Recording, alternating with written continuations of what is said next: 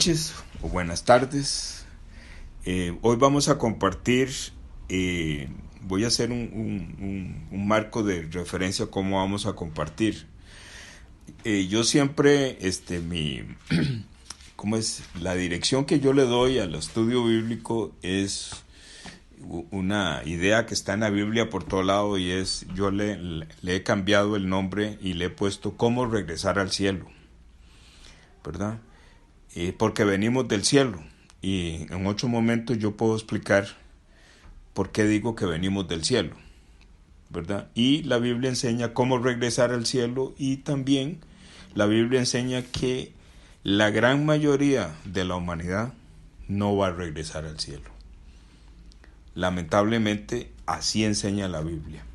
Pero hoy tenemos la oportunidad de ver en la Biblia cómo regresar al cielo. Una de las condiciones, no una, sino la condición más importante para regresar al cielo es que nosotros podamos ser tomados por la mano poderosa de nuestro Señor Jesucristo, que Él nos meta en su cuerpo y estando nosotros en su cuerpo, nosotros podemos entrar al cielo santo en Él. Pero para estar en el cuerpo de Jesucristo, la Biblia enseña que la persona tiene que nacer de nuevo. ¿Qué es lo que quiero decir? Que así como vino en el vientre de mamá, esa forma con que vino, no le permite poder entrar en Jesucristo, sino que Jesucristo tiene que resolver ese problema. Jesucristo, nosotros no podemos hacer nada. Entonces la Biblia enseña cómo Jesucristo resuelve ese problema y a través del Espíritu de Dios, el Espíritu de Dios, usando la palabra escrita, nos revela, nos da el entendimiento y nos revela en nuestro corazón cómo ser libre del pecado, de qué es lo que tenemos desde que nacemos. Traemos el pecado y con ese pecado no podemos entrar al cielo. Entonces, para eso vamos a ver, yo explico cómo se libra del pecado de muchas maneras, pero hoy en particular quiero ponerle entendimiento, otro sabor de cómo ser libre del pecado, y está en el bautismo de Jesús. Entonces vamos a ver San Mateo capítulo 3 y lo vamos a leer los 17 versículos. Voy a leer para ustedes y dice así, San Mateo capítulo 3 desde el 1. Dice, en aquellos días vino Juan el Bautista predicando en el desierto de Judea y diciendo, arrepentidos, porque el reino de los cielos se ha acercado. Pues este es aquel de quien habló el profeta Isaías cuando dijo, voz del que clama en el desierto, preparad el camino del Señor, enderezad sus sendas. Y Juan estaba vestido de pelo de camello y tenía un cinto de cuero alrededor de sus lomos y su comida era langostas y miel silvestre. Y salía a él Jerusalén y toda Judea y toda la provincia de alrededor del Jordán, y eran bautizados por él en el Jordán, confesando sus pecados. Al ver él que muchos de los fariseos y de los saduceos venían a su bautismo, les decía, generación de víboras, ¿quién os enseñó a huir de la ira venidera? Haced pues frutos dignos de arrepentimiento. Y no penséis decir dentro de vosotros mismos, a Abraham tenemos por padre, porque yo os digo que Dios puede levantar hijos a Abraham aún de estas piedras. Y ya también el hacha está puesta a la raíz de los árboles. Por tanto, todo árbol que no da buen fruto es cortado y echado en el fuego. Yo a la verdad os bautizo en agua para arrepentimiento. Pero el que viene tras mí, cuyo calzado yo no soy digno de llevar, es más poderoso que yo. Él os bautizará en Espíritu Santo y fuego. Su aventador está en su mano, y limpiará su era, y recogerá su trigo en el granero, y quemará la paja en fuego que nunca se apagará. Entonces Jesús vino de Galilea a Juan al Jordán para ser bautizado por él.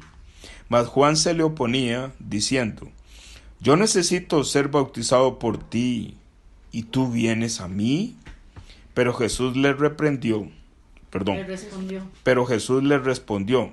deja ahora, porque así conviene que cumplamos toda justicia. Entonces le dejó.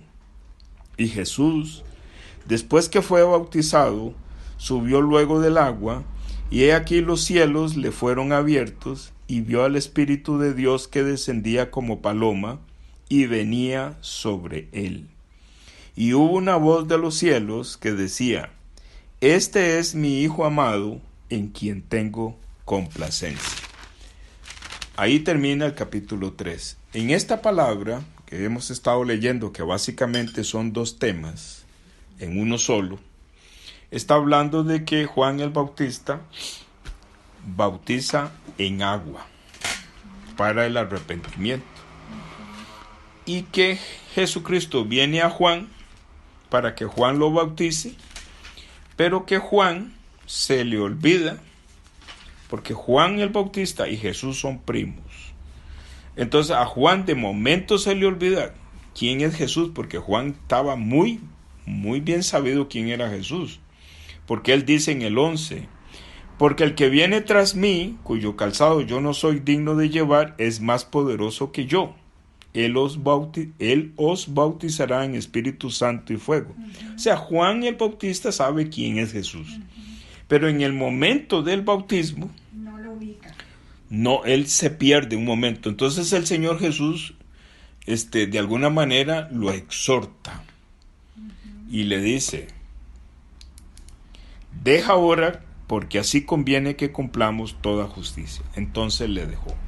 Entonces, en estas dos historias, que es la misma historia, está encerrado el secreto de cómo ser libre del pecado.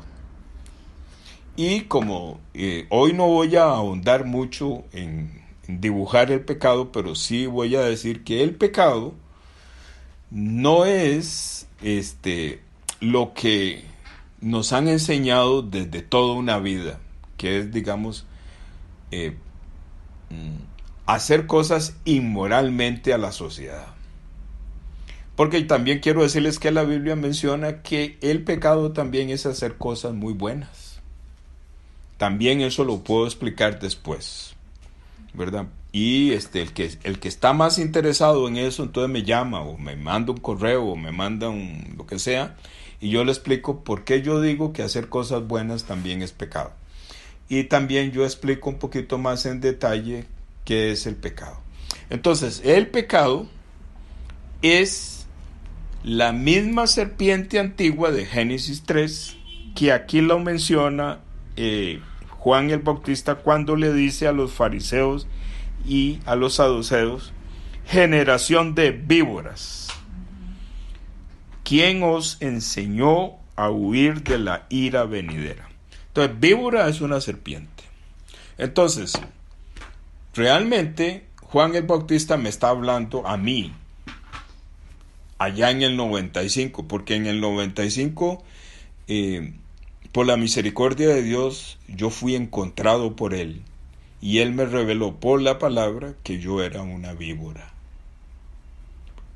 que yo era una serpiente antigua. Ese es el pecado. Entonces, más adelante, si las personas quieren saber con más detalle por qué yo digo eso, están en muchas partes de la palabra, habla exactamente que el pecado es una víbora, es una serpiente antigua. El pecado es conocido también como el diablo, como Satanás, como un espíritu inmundo. Ese es el pecado. Y ese espíritu inmundo gobernando el corazón de las personas es el que produce en la persona la generación de los pecados. La generación de los pecados son adulterio, fornicación, robo, drogadicción, mentira, codicia. Entonces, una persona que tiene en su corazón la misma esencia de Satanás produce todo eso. Entonces, la ley fue puesta en el Éxodo no para cumplirla, sino porque el pueblo estaba, nuestro Señor Jehová estaba viendo que el pueblo era adúltero, era idólatra, era mentiroso, no honraba a su padre y a su madre. Entonces le mandó la ley, no para que la cumpliera, sino para que se diera cuenta de lo que estaba pasando. Para eso la envió. Después yo puedo explicar por qué este diácono dice que la ley no es para cumplirla. La ley es un espejo que nos permite a nosotros ver en el mundo espiritual que hay algo en nosotros que nos hace producir transgresiones y cosas que a nuestro Señor no le gusta, pero que nosotros no tenemos control sobre eso. Entonces, dicho esto, ya hemos dibujado bastante el pecado. Ya lo hemos dibujado bastante. Pero entonces ahora vamos a descubrir, o nuestro Señor nos va a permitir a nosotros que podamos ver cómo ser libre del pecado. Entonces, para ser libre del pecado, lo que quiero decir es que la palabra de Dios dice: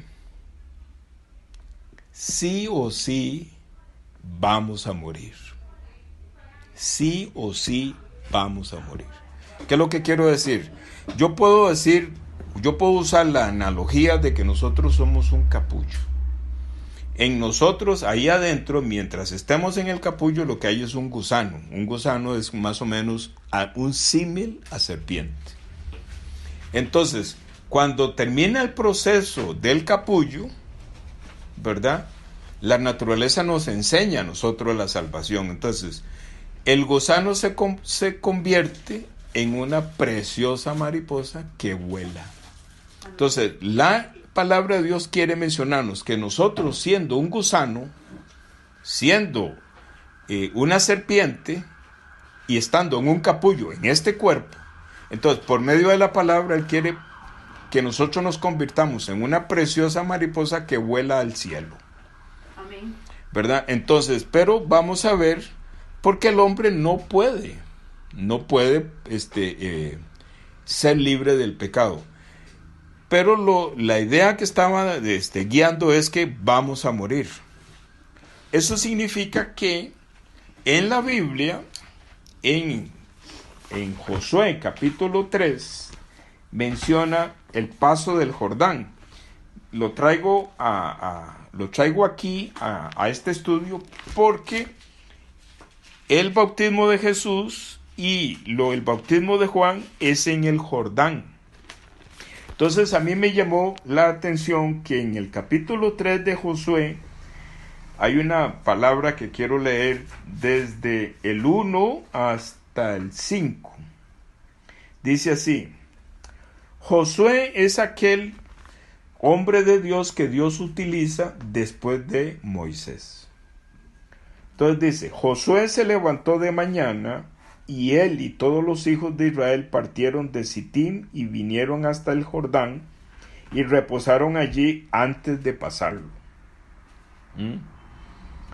Y después de 3 días los oficiales recorrieron el campamento y mandaron al pueblo diciendo: cuando veáis el arca del pacto de Jehová vuestro Dios y los levitas sacerdotes que la llevan, vosotros saldréis de vuestro lugar y marcharéis en pos de ella, a fin de que sepáis el camino por donde habéis de ir, por cuanto vosotros no habéis pasado antes de ahora por este camino.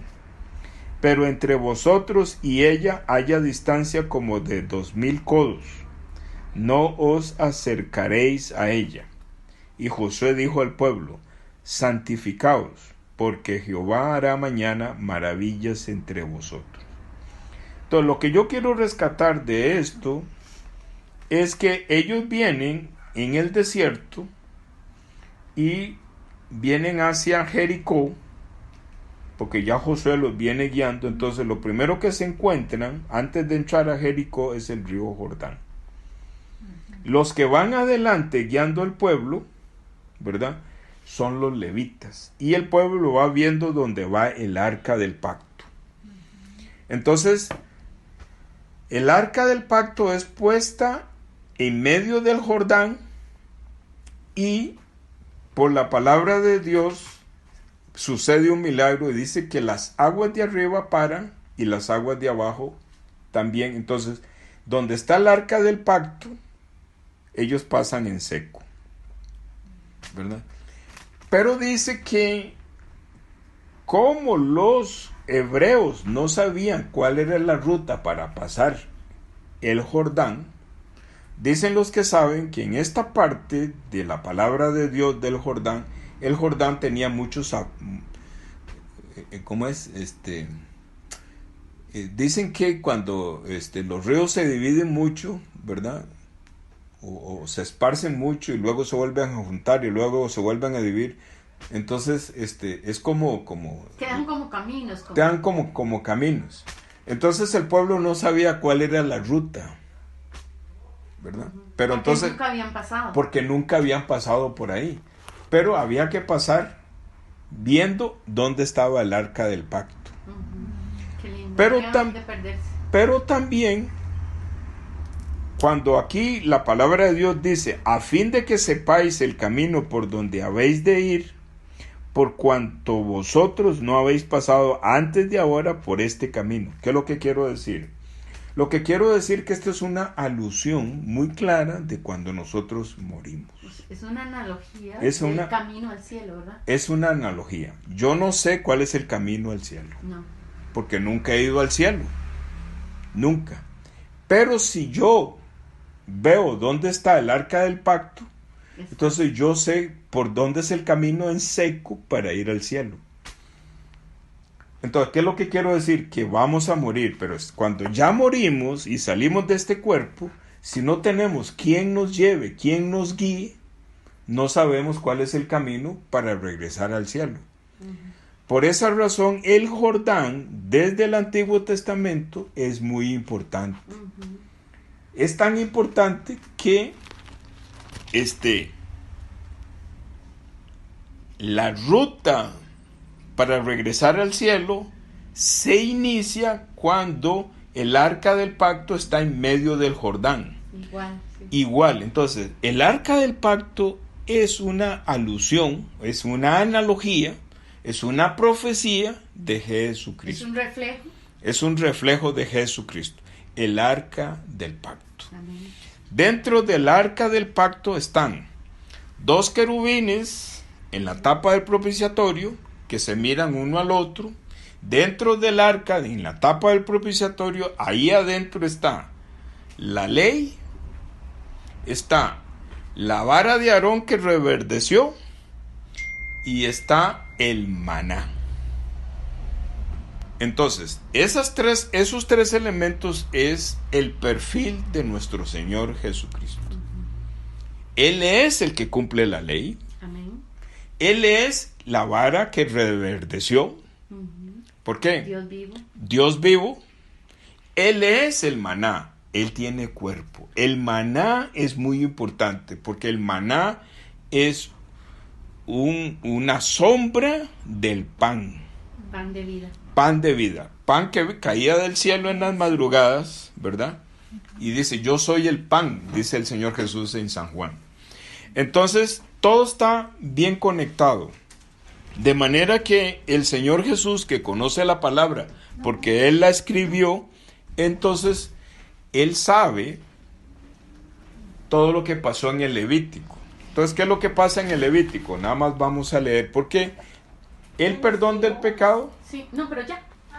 El perdón del pecado está bien escrito en el Levítico. Entonces vamos a leer Levítico capítulo 1, que es la palabra que nuestro Señor me permitió a mí, y me reveló y me puso en el corazón, y yo no puedo olvidar desde noviembre del 95, porque es la palabra que me usó nuestro Señor para quitarme el pecado. Levítico capítulo 1, voy a leer del 1 al 5. Dice así: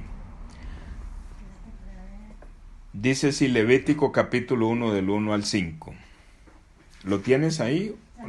No, no te preocupes. Yo te Levítico 1, del 1 al 5. capítulo 1.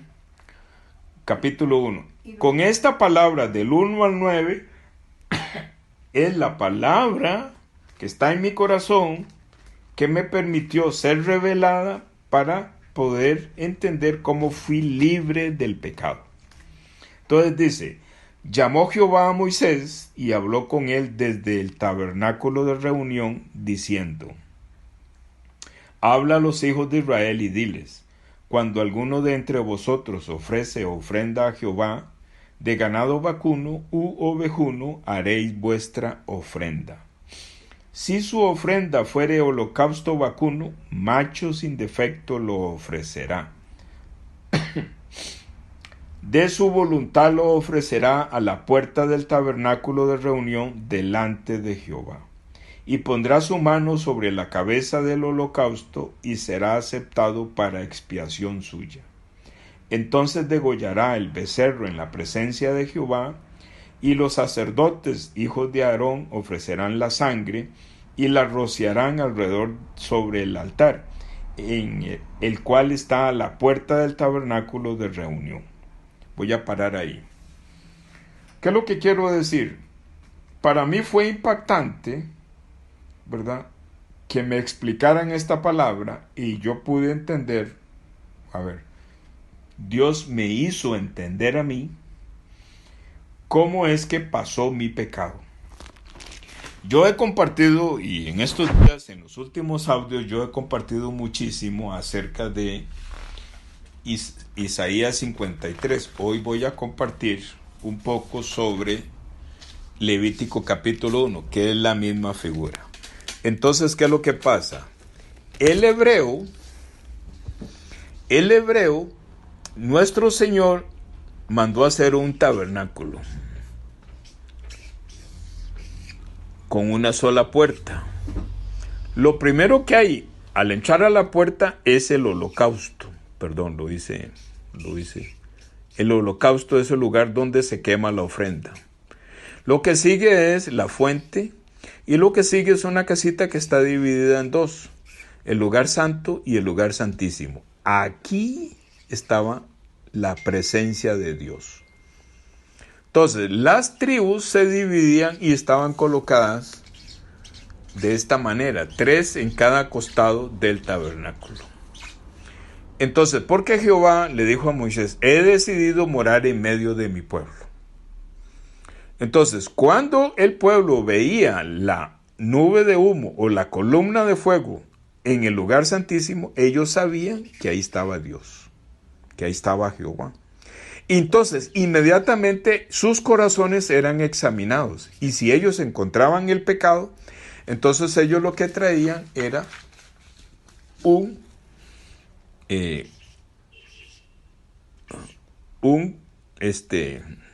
cordero, ¿verdad? Ay, me salió muy feo ese cordero. Hágalo así y después se lo muestra a ella. Voy a hacerlo. Hágalo a derecho suyo. Voy a hacerlo enderezado, ¿verdad? Voy a hacer el cordero enderezado,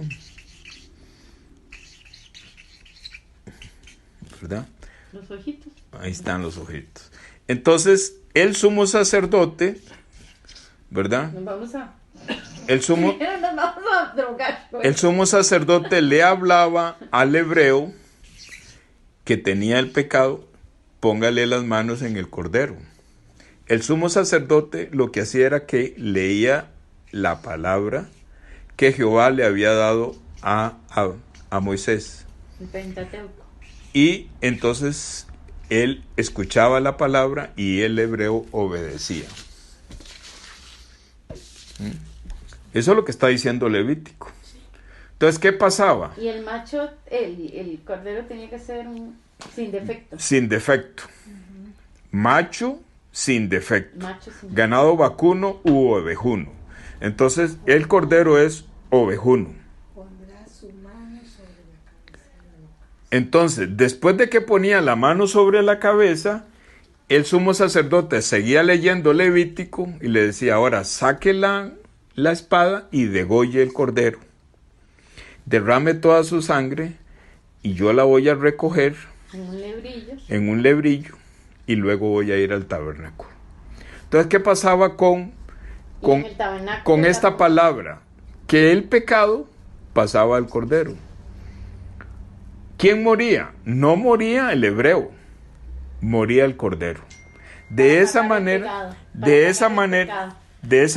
dice la palabra en Levítico capítulo 1, dice que aquí utiliza una figura, pero es lo mismo. Dice, Levítico, no, ya lo tengo. Dice, y pondrá su mano, Levítico 1:4, y pondrá su mano sobre la cabeza del holocausto. El holocausto es el cordero que va a morir, y será aceptado para expiación suya. Expiación suya es perdón. Eso se llama perdón. Entonces, la palabra de Dios dice que la paga del pecado es muerte. El que tenía que morir por el pecado era el hebreo.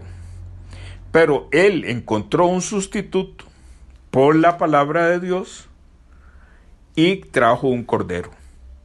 Entonces, donde le ponen las manos, ¿qué es lo que significa? Que el cordero y el hebreo se hacen en uno solo. Y el poder de la palabra va hasta el corazón del hebreo y trae el pecado. O sea, ¿a quién trae al cuerpo del cordero? La misma esencia de Satanás.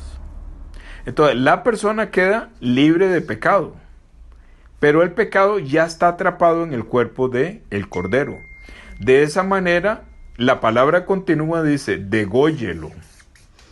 Es un símil a la muerte de nuestro Señor Jesús en la cruz. Ya con esto, ¿verdad? Cuando yo recibo esta palabra, digo yo, qué bonito. Ya ahí, ya el Espíritu de Dios me está revelando a mí el perdón del pecado. Ya yo entiendo que el adulterio que yo estoy manejando con Jenny y todo lo que yo hago está siendo producido por este espíritu inmundo. Pero por la palabra yo me doy cuenta que soy libre. Soy libre de esa fuente incontrolable que está en la humanidad, que no le permite ser agradable a nuestro Dios. Al ser yo libre, entonces, y al serme a mí revelado la palabra, entonces digo, claro, no tengo pecado. Por eso yo digo, no tengo pecado.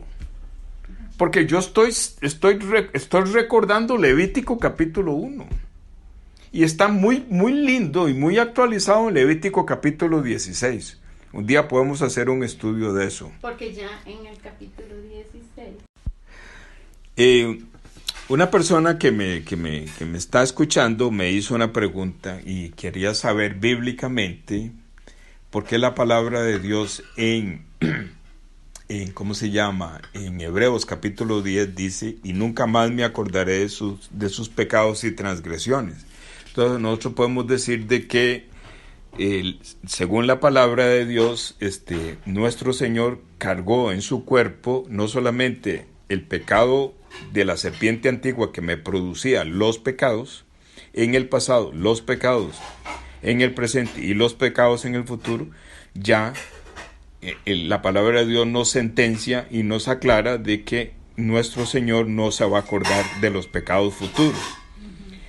Pero eso cuesta mucho entenderlo así tan de buenas a primera. Pero existe una palabra muy poderosa que está en Hebreos capítulo 9, versículo 26, ¿verdad? Y solamente el versículo 26 voy a usar para ponerle fundamento por qué los pecados futuros ya no existen, ya los cargó el Señor.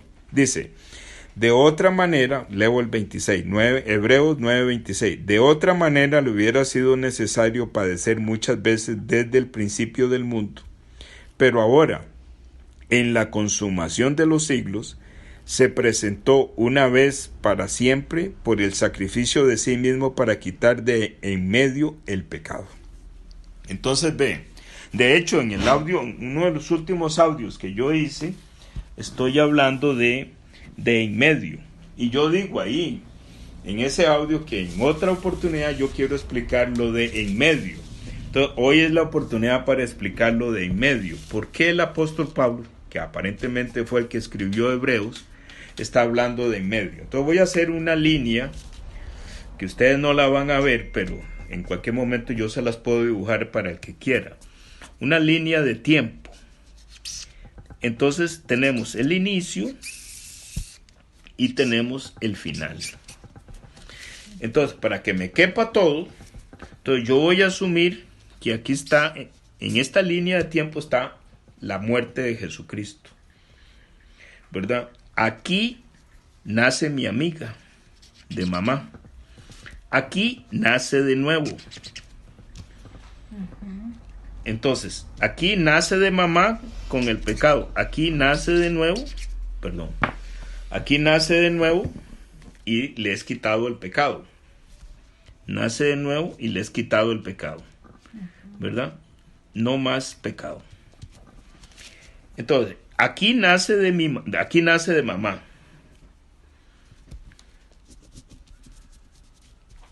¿Verdad? Nacer de nuevo. Entonces, y aquí muere, por decirlo de alguna forma. Entonces, ¿qué es lo que sucede?